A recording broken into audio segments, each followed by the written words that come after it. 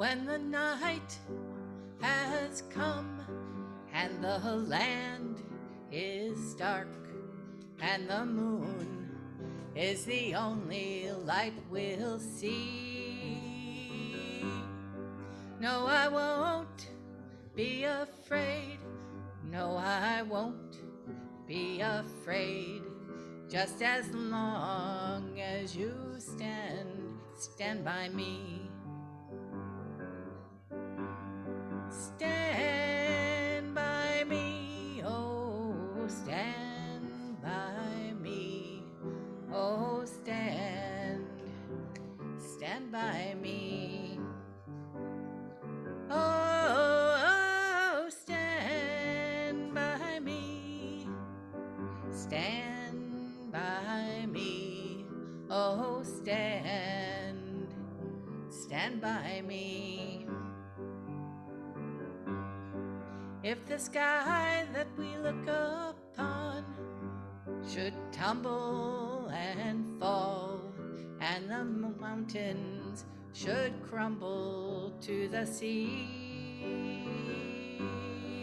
I won't cry, I won't cry, no, I won't shed a tear, just as long as you stand by me.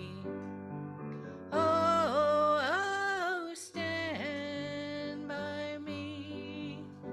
Stand by me. Oh, stand by me. Oh, oh, stand by me. Oh, stand by me. Oh, stand by me.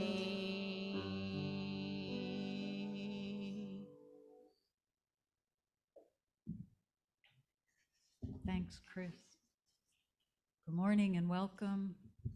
I'm Reverend Karen Brammer, the minister here at the Unitarian Universalist Church of Utica, and it's always such a joy to be here and to see you all. A real honor to be among you. I am here to welcome you no matter what your path has been, no matter what the ground is like on which you stand now. All of us actually are aware that we come from so many different backgrounds. We love different kinds of people. We express ourselves in many different ways. We have different color skins, different economic backgrounds, and we are all welcome here. And so I also want to say that part of what you're welcome into is this process that we are in as a congregation of figuring out what it means that this building is standing on the stolen lands of the Oneida and the Mohawk people, and that they're not disappeared, they're shoved into other lands nearby. And what does it mean for us to be in right relationship? But for now, what we need to do is recognize where we sit, on what land we are present right now. And so with that, we just want to welcome everybody in to who we are becoming as community, and your very presence here helps us evolve into yet more, makes our hearts larger because you are here. And so I want to also then invite a few people forward to make announcements one at a time. Ken, you had an announcement, please. Good morning. Yesterday, a small group of individuals met here and some online to discuss social justice, past, present, and future here at UU Utica. Some ideas were discussed, some old, some new, and those ideas will be incorporated into future planning, I hope. Yesterday's session was the first of monthly meetings, which will be drop-in sessions on a variety of topics that pertain to social justice categories, many categories. You're invited to please speak with me, Reverend Karen, or Carol Gable at any time to express what concern you have on what issue of social justice you are most passionate about. We want to hear from you. The next session will occur in October on the 21st from 1 to 2 here at church, and it will be focused on democracy and all things political, so I hope you can attend. In preparation for that, I will have statements in the, writings in the newsletter under the Rise Up for Justice category, which will give you some suggestions as to authors you can read to prepare yourself for that session. So I look forward to seeing you in the future at some of these sessions, which will be hybrid. Thank you. Ken is not on the board, but he's a leader among our congregation around social justice, as you could probably tell. Thank you, Ken.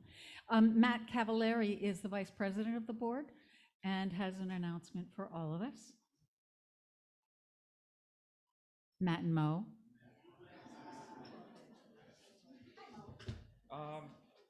My name is Matt Cavallari. I'm the vice president. Next October 8th, on October 8th, we are going to change up the coffee hour. We're going to have our annual gathering of the members of the church to discuss, where you think the church is and where maybe we should go in the future. We're going to do that in small groups with a series of questions that we would like everyone to answer. We will be having, instead of coffee hour, a potluck.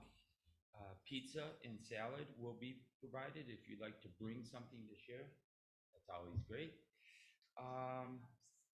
but not necessary. Mainly, the general idea is that we'll have tables in the back set up to form small groups to answer these questions. And it is, 11:45, maybe to 1. We don't want it to go too far into your afternoon. I think 1 o'clock is a pretty solid time that we're going to end. Please, if you can participate, we'd love any information that the board can use to move forward. Thank you.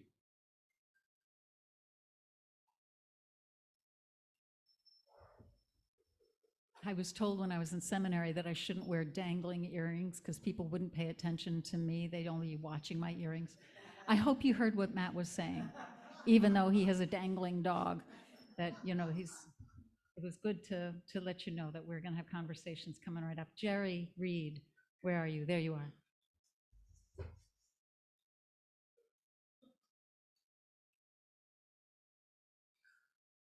Morning, everyone. As you know, this past year that we've been involved in has been a climate disaster for a lot of people, especially the apple growers in central New York. Nobody has apples this year. North Star orchards, many of the U-Pick places don't have apples, except my one tree in the backyard of apple, they're Spy Golds, and I've had 8 bushel off of that one tree. And there's a bag in the parlor today with some paper bags. So they make great apple pie, great apple crisp, and great apple sauce. Not the prettiest apples in the world, but they're for the taking. Thank you.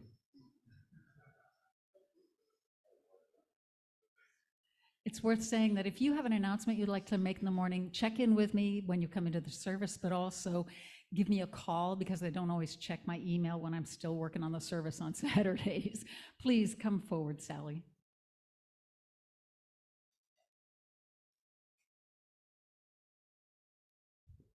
I just wanted to mention that there's going to be a meeting Tuesday at the Kirkland Town Library at 7 o'clock, and it's going to be regarding climate change and how to best deal with climate change, flooding, and all the many issues that we're facing. And since we're having a climate action team meeting today, 11:45, feel free to join us there.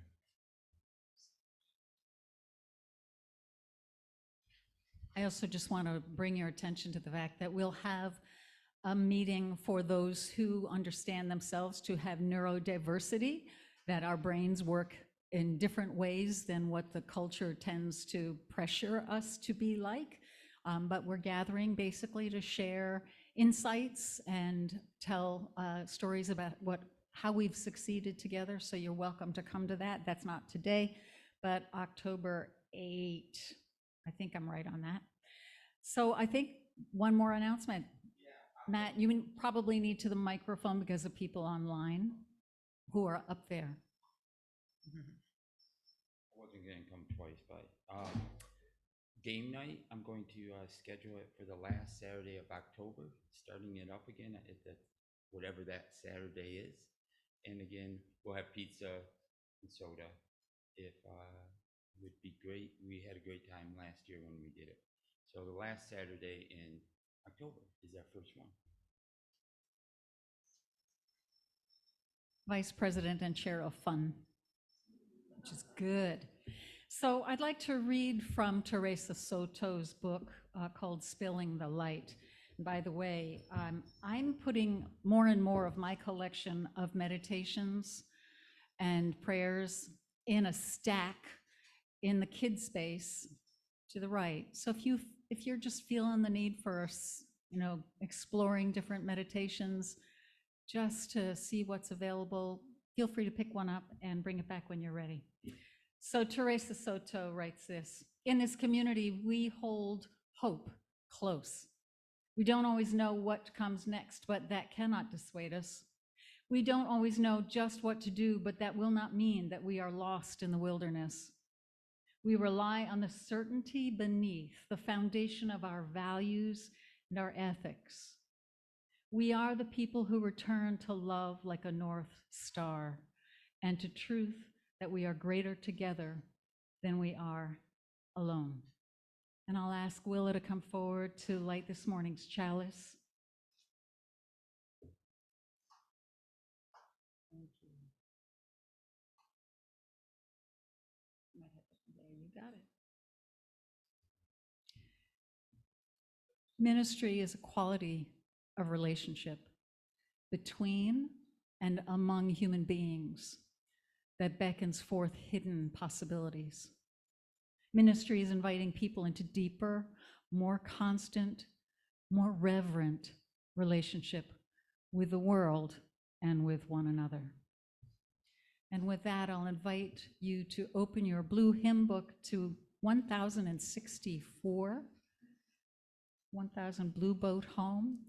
And when you're ready, rise as you're able and body your spirit.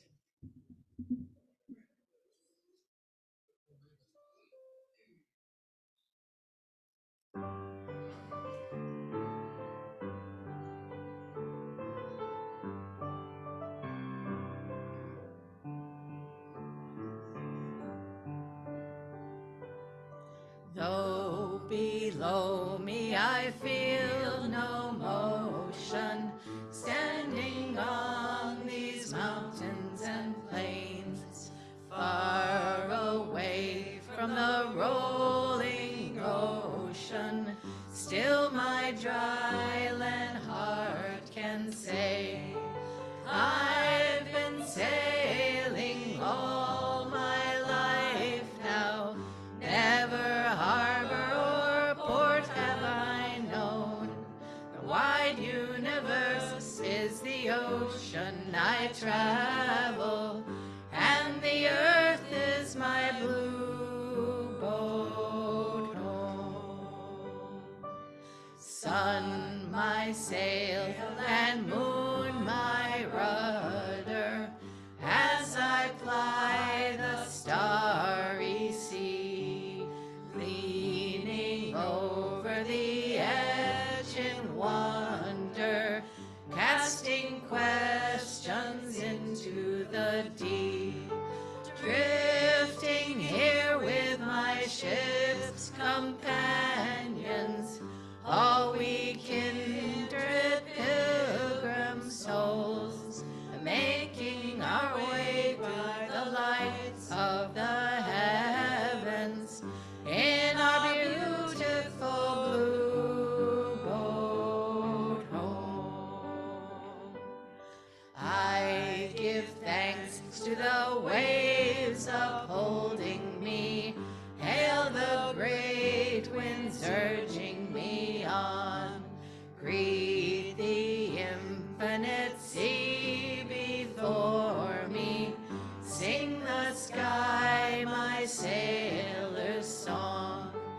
I was born upon the fathoms, never harbor or port have I known.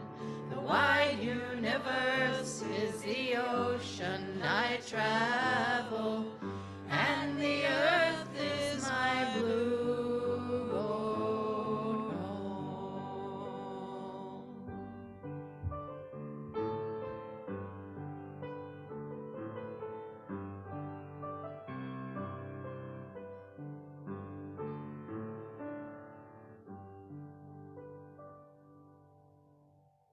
home. Please be seated.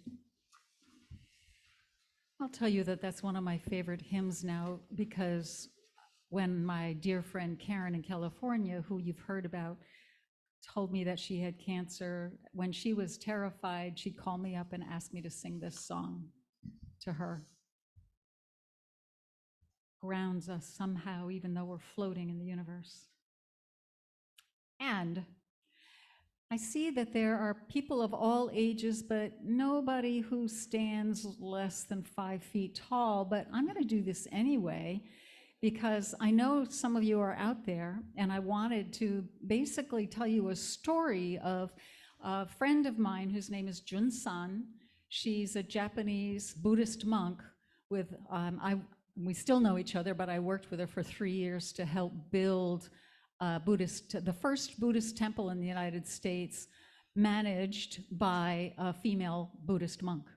And so Jun-san, being Japanese, was not a handshaker, but whenever we saw each other, we would, she would bow and I would touch my heart and bend my head, and she would put her arms around herself and bow, and I would put both hands on my heart, and we conveyed so much love without shaking hands. And in fact, because we weren't shaking hands, we were conveying more love. And so I want to just let you know that during the fall is when people start coming inside more, we start passing around germs more, and that there will be more and more of us who are wearing masks and who are conflicted about whether or not to shake each other's hands. And that has nothing to do with whether I love you. It has to do with, am I going to pass the germs from here to there to you? Am I going to bring this and forget to wash my hands and then rub my eyes? Am I going to bring it to my sister who has cancer? So I'm going to be wearing, this is my best accessory right now, is my mask. And I may be touching my heart instead of shaking your hand, but I just wanted you all to just practice whatever makes sense. So if you would rise again and just greet a neighbor you haven't greeted before without shaking hands. And you can just say hello, or you can touch your heart, you can bow, you can touch elbows. I'm seeing all kinds of creative possibilities there. So come on, Sally, come on into it. That's right. That's right, thank you. This conveys that we're a community of welcome, and we do love to talk. I'm going to read again from Teresa Soto. In this community, we hold hope close. We don't always know what comes next, but that cannot dissuade us. It cannot dissuade us. We don't always know just what to do, but that will not mean that we are lost in the wilderness. We rely on the certainty beneath, the foundation of our values and our ethics.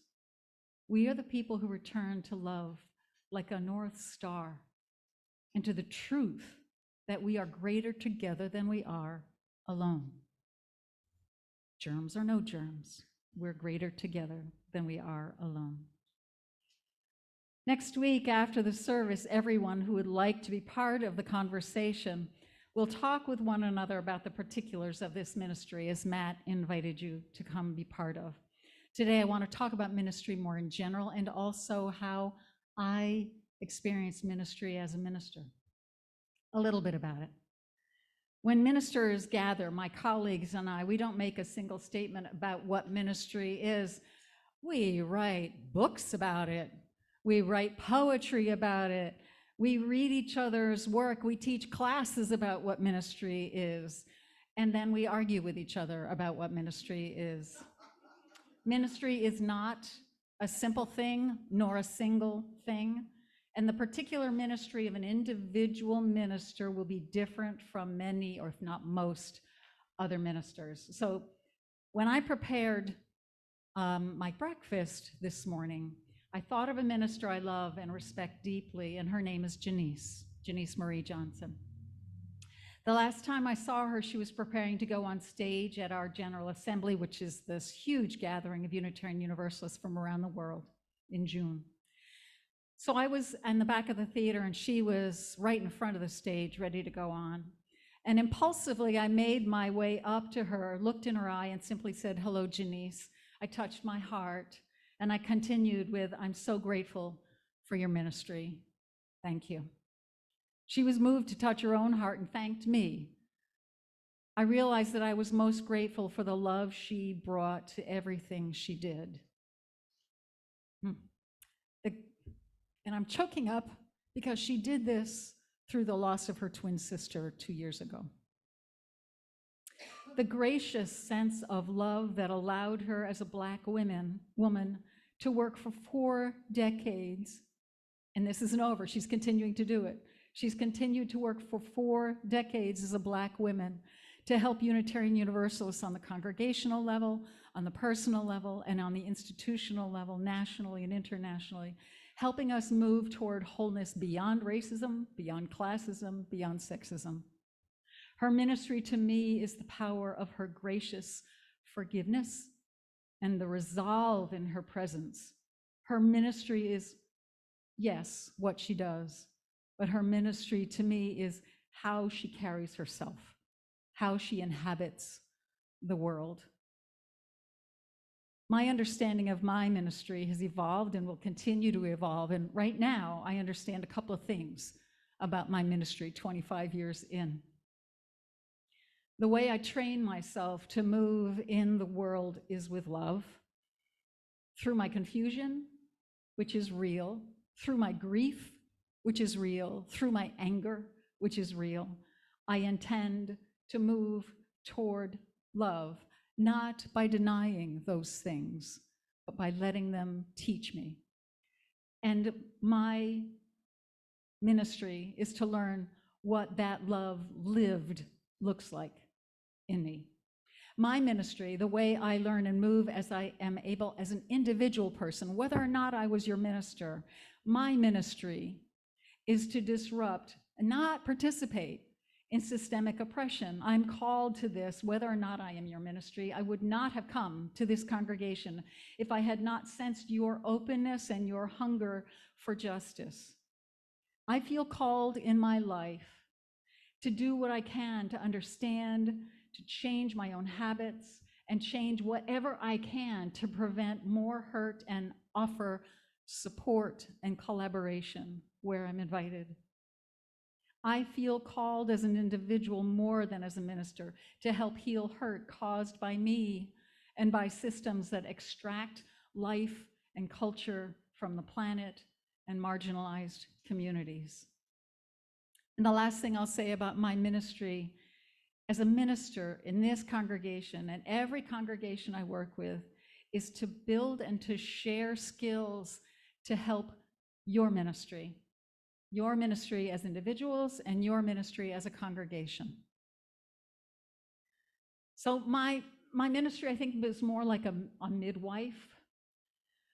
Although don't ask me to look at a lot of blood, but as a minister, as a midwife, I support you as individuals, and every day as you give voice and breath to who you are becoming.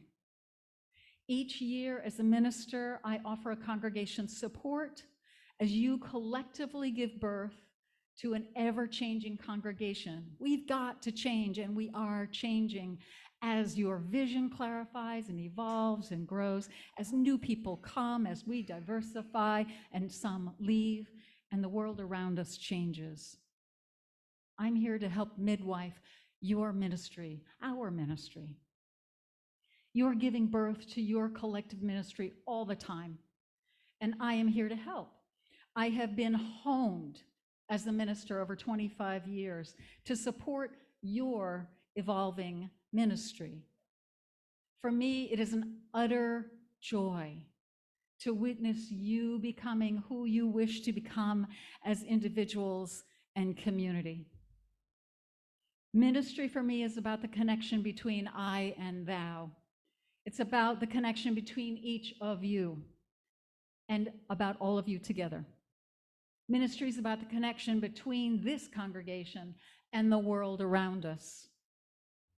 The connection and the energies of each person, of our congregation, and our place in the world is way beyond my understanding, and therefore full of mystery and often grace. Ministry is about connecting to all that which is the source and the core of our lives, whatever each of us names those. Ministry is about love. It's also about making mistakes and learning to be human with more and more love as we learn from our mistakes. Ministry is about creating a sense of possibility and even some safety among us, knowing full well that humans unknowingly, through systemic oppression and old habits, and sometimes knowingly, hurt one another. Yet we keep working through our covenant towards the possibility of greater safety among us, of a sense of belonging among us, the possibility of being held in community and being held in the universe. Ministry is building our skills together to learn to live in reality what we say we believe we can be, because I love those words of Teresa Soto. Our hope doesn't live in some glimmer of an indistinct future. Rather, we know the way to the world of which we dream. And by covenant and the movement forward of one right action and the next, we know that one day we will arrive at home. Ministry is some amalgam, some combination of acceptance, of compassion, and uncomfortable growth towards who we say we want to be. That amalgam, that concoction, looks to me like spaciousness, grace. Our ministry together at its best creates space and breath where we can be ourselves and know that we will be challenged by what other people believe, and we may be challenged by what the larger community needs, which might be different from what we need. We try to offer that gracious space and learn. Ministry attempts to support healing and wholeness even as we challenge one another.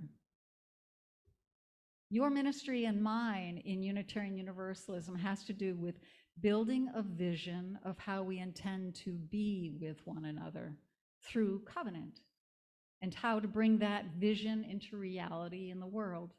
Ministry is using each of our individual gifts and our collective gifts and who we are in our brokenness and in our need for healing.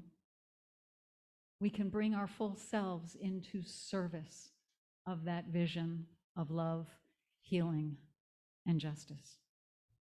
So here is a growing edge of my particular ministry as I've known it. I've always believed in being partners with the congregation. The midwife would do a lousy job if she did not know how to honor the centrality of the mother's role in giving birth, right? With congregational leaders, I've worked on the give and take, the dance of sharing leadership for 25 years. But when early in my ministry, my 15-year relationship ended, I could not imagine how to hold up my end of this 7-year partnership I had with the congregation. I just couldn't figure it out. I left the congregation because I was traumatized. Right now, I am learning with you what it means for me as your minister to be honest honest about my limitations, what it means to hold up my end of the partnership as I go through traumatic losses, as you go through traumatic losses. Our culture, both our society at large and the culture of ministry through millennia, we're talking thousands of years of what people have expected ministers and clergy to be. This does not have many images of shared leadership in which we are real with each other, vulnerable about our limitations. This is a ministry I share with you at this time in my life. And I will be learning with you what that means. And we'll be figuring out the dance best if we are honest with each other. I will need you to tell me when my grief is hard for you.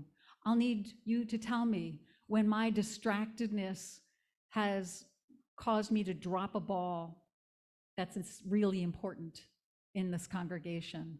And I will let you know the same.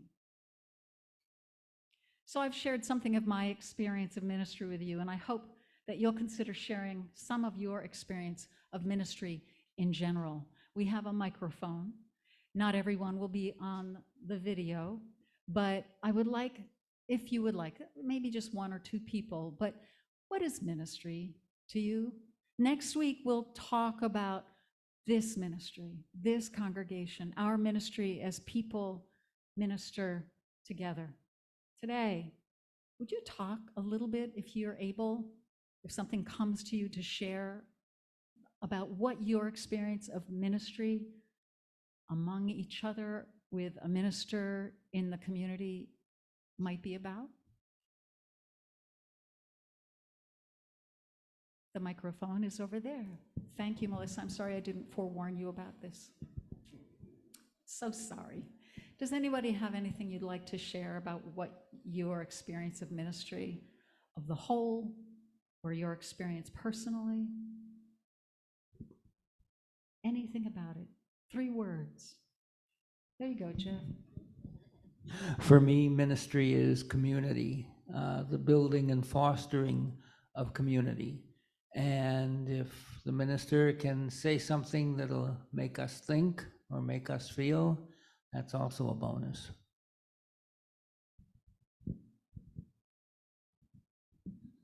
Thanks so much, Melissa. For me, ministry is about listening.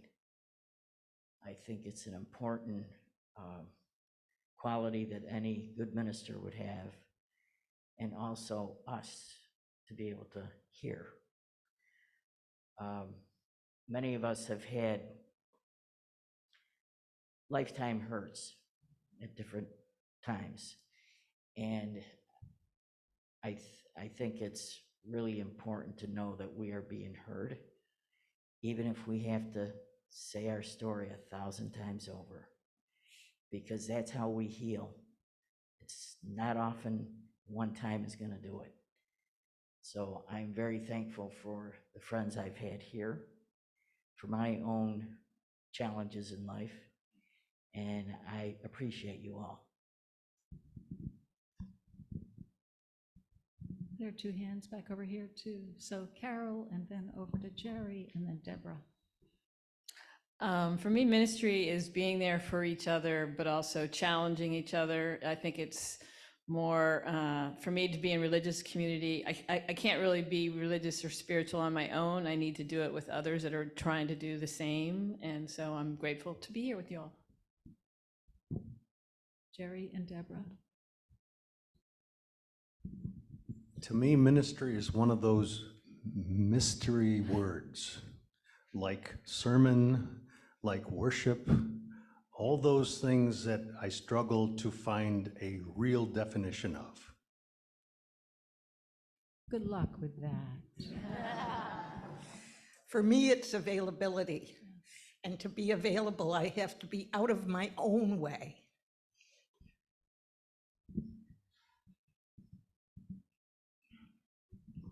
I don't know that this is necessarily just about ministry, but over the years, I have discovered I have an allergy to sermons. I don't like them. The cure is discussion, but although not every UU church has discussion and feedback time built in.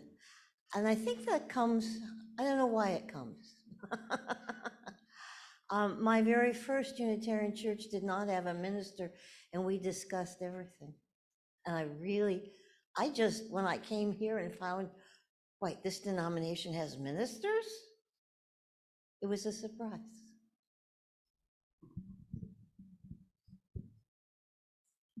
Deborah. For me, it means meeting people where they're at, wherever that is.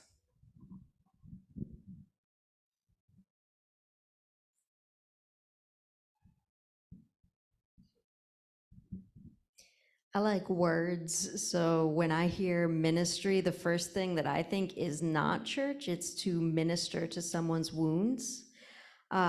So ministry for me is paying attention and caring.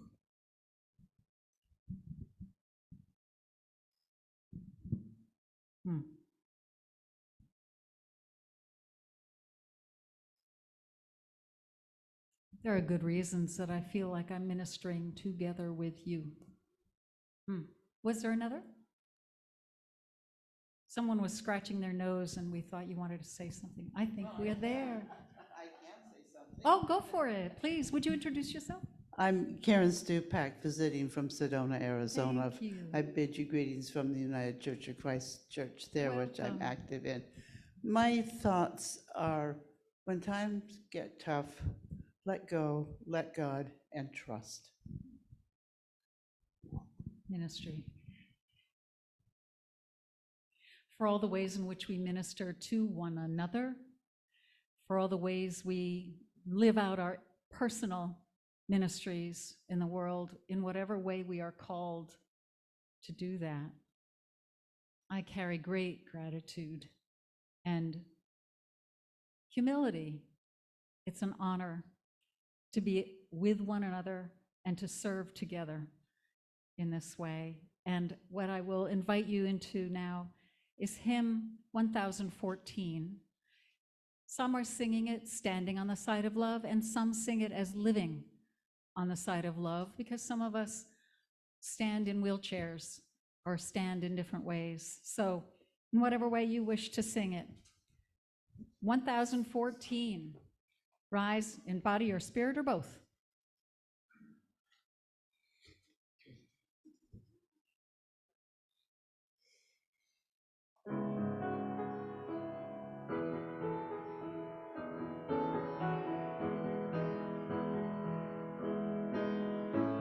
The promise of Spirit, faith, hope, and love abide, and so every soul is blessed and made whole. The truth in our hearts is our guide. We are standing on the side easy part. of love, hands joined together as hearts beat as one, emboldened by faith. We dare to proclaim we are standing on the side of love. Sometimes we build a barrier to keep love tightly bound, corrupted by fear, unwilling to hear, denying the beauty we found. We are standing on the side of love, hands joined together as hearts beat as one, emboldened by faith. We dare to proclaim we are standing on the side of love. A bright new day is dawning, when love will not divide. Reflections of grace in every embrace, fulfilling the vision divine. We are standing on the side of love, hands joined together as hearts beat as one, emboldened by faith. We dare to proclaim we are standing on the side of love. We are standing on the side of love. Thank you, Melissa and Kim. if you would just situate your body in whatever position helps you feel like your heart is open, your mind is open, your hands are open to what is really the source of your life and our lives. You may name it God. You may not name that source at all. It may be for you a universal life impulse that courses through all that exists. It may be spirit. It might be the spirit of love, the spirit of community. Whatever calls you to be at the core of you, sit in a way that you are open to connecting in whatever way you can with that source. We're here to remind one another that we don't have to be alone. We're here to remind one another that through death and trauma, there is life, there is meaning that we can find together. We're here to remind one another of the beauty, of the joy, of the goodness, that we can serve, that we can help grow.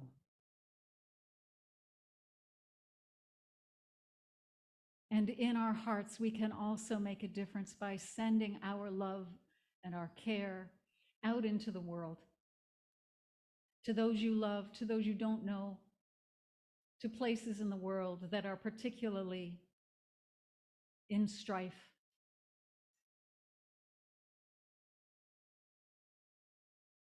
May our thoughts, may our words serve to increase a sense of love in the world and justice. May it be so for us all. Blessed be. Amen and Ashe.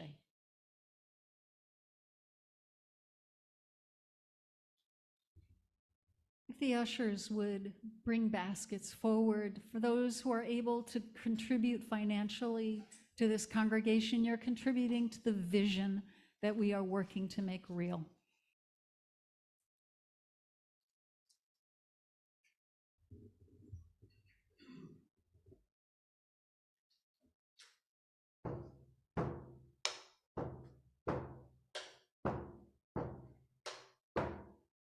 I have a circle around me of people I love. I have a circle around me of care.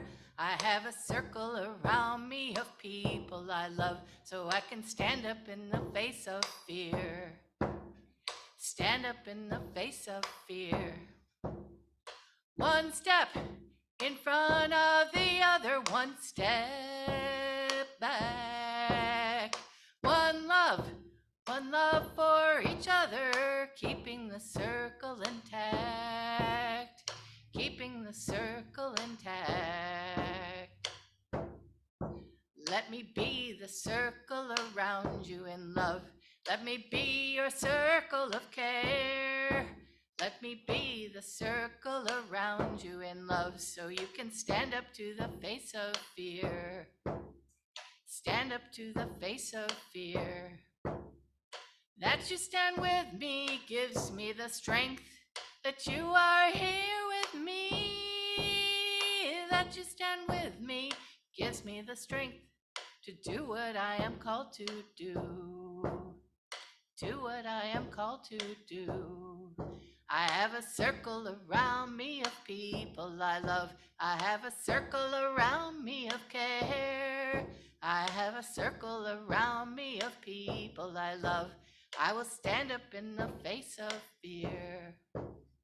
Stand up in the face of fear.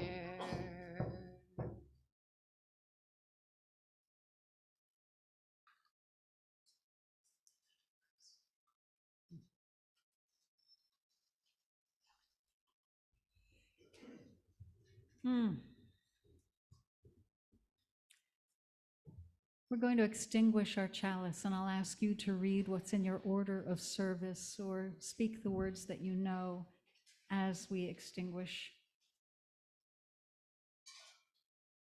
we extinguish this flame. But not the light of truth, the warmth of community, or the fire of commitment. These we carry in our hearts until we meet again. Ministry is also for me about being able to laugh at ourselves, to rest a bit in a sense that we are not supposed to be perfect and we are in caring community, so it's okay to make mistakes. Just to make the point, I thought I would read a few imperfections that have been lifted from church newsletters that escaped autocorrect. Not the current one, Jerry. But other church newsletters. Oh, John, I didn't realize it's your fault. Oh, so here are just a few of the really funny things that happen when a few misplaced letters get away from our attention. Next Sunday will be a special collection to defray the cost of the new carpet. All those wishing to do something on the carpet can come forward and do so. Continuing on the 4-year-old humor, a bean supper will be held on Saturday evening at the church. Music will follow. The final one that I'll torture you with is, please remember in prayer the many who are sick of our community.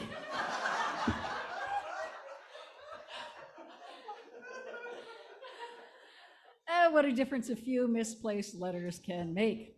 The postlude, the closing music, is by Emma's Revolution. This is a dynamic duo of singers who have frequented Unitarian Universalist events for decades and who know us well and have a sense of humor among us as well. And so after you hear this lovely piece that Chris will share with you called Choir, go in peace with your heart a bit lighter and your sense of connection a bit deeper, and ministry alive in your imagination.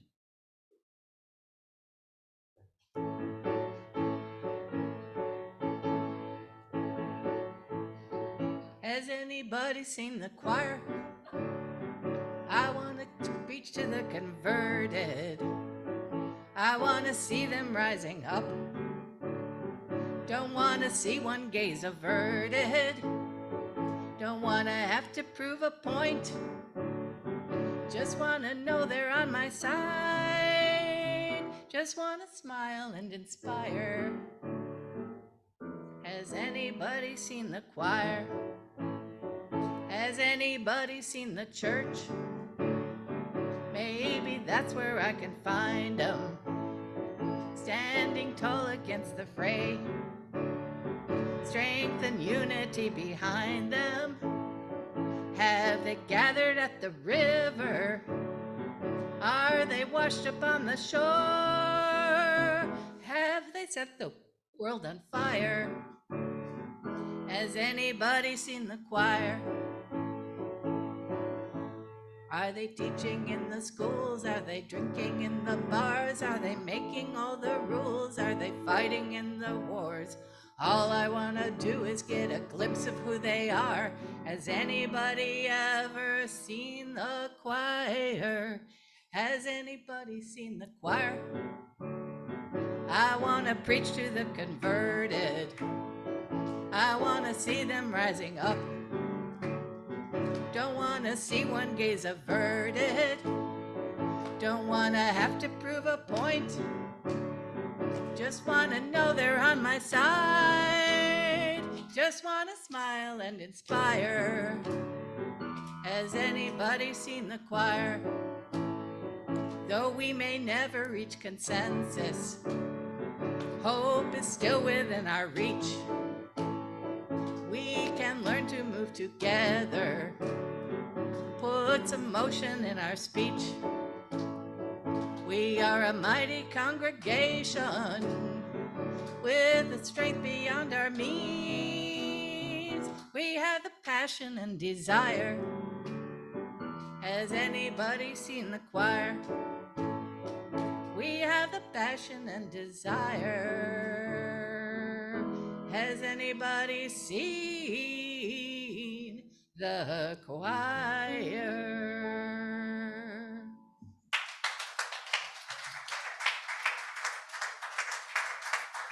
If anybody be interested in starting a choir, let me know, or let Chris know. We do not have a choir right now, but we would love one. Enjoy your coffee hour.